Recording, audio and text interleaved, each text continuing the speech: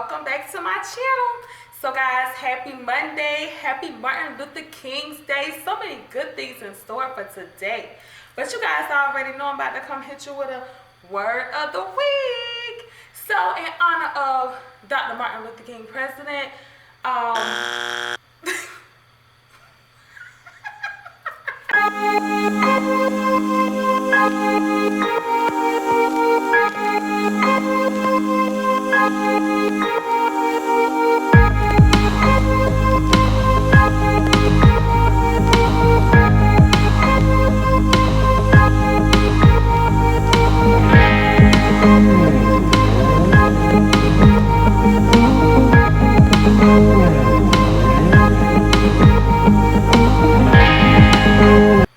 guys, welcome back to my channel.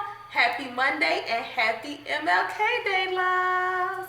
So today, y'all already know it's the beginning of the week, and I'm hitting you guys off with the word of the week.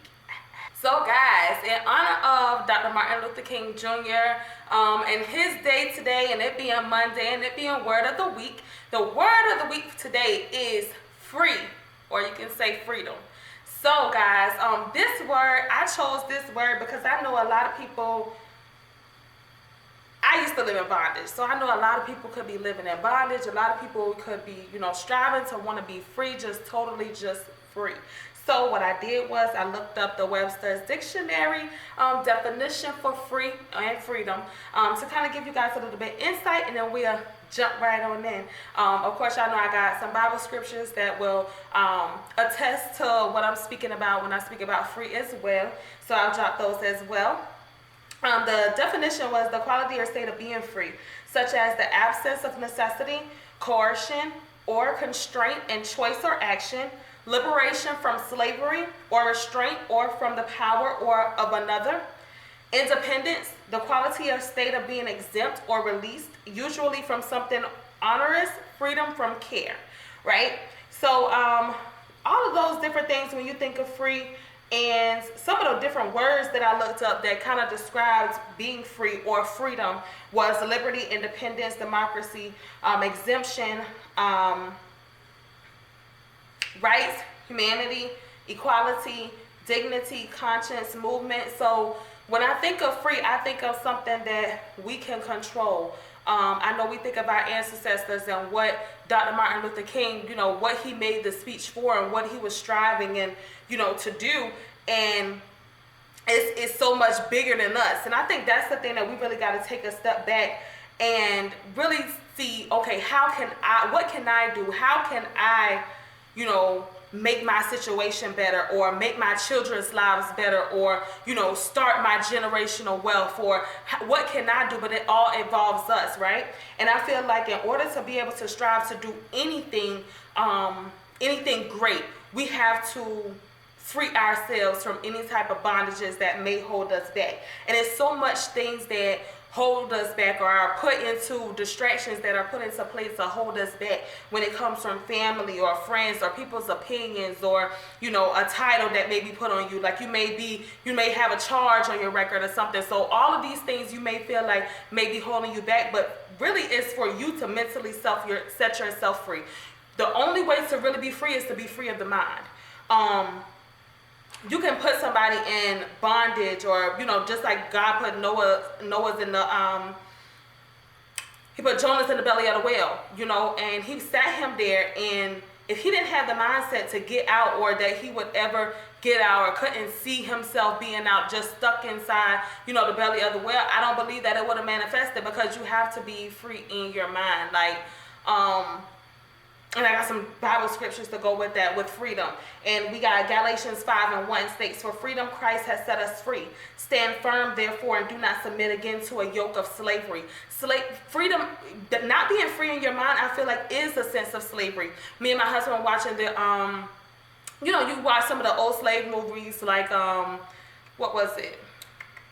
They got 12 Years a Slave. They got so many different slave movies that they do have. They redid over Roots, and I love the new Roots, and it just kind of, in the new Harriet Tubman movie that came out 2019, all of these different things. But there were slaves that were not free in their minds.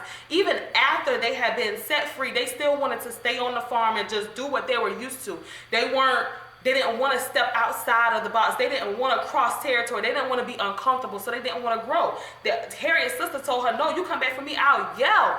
You know what I'm saying? If you try to take me, I don't want to go. I'm fine here. I'm not going anywhere without my kids. So slavery, stop thinking about somebody else putting you in slavery or somebody else bounding you. We bound ourselves. You have to release yourselves. So release your mind from whatever you feel like binds you, whatever title. Just know that whatever situation you're put in, whatever you feel like you want to manifest, you can do it. God can beat any odds that there are against you. And until we realize that for ourselves, I feel like we are the people that hold ourselves from having true freedom. Galatians 5:13 says, you are called to freedom, brothers. Only do not use your freedom as an opportunity for the flesh, but through love serve one another. And that's where our purpose comes in. And we have people that just live their lives selfishly and do the same routine thing like every week. Nobody tries to tap into their purpose. Nobody tries to step into that uncomfortable state to say, okay, no, why was I really put in on this earth?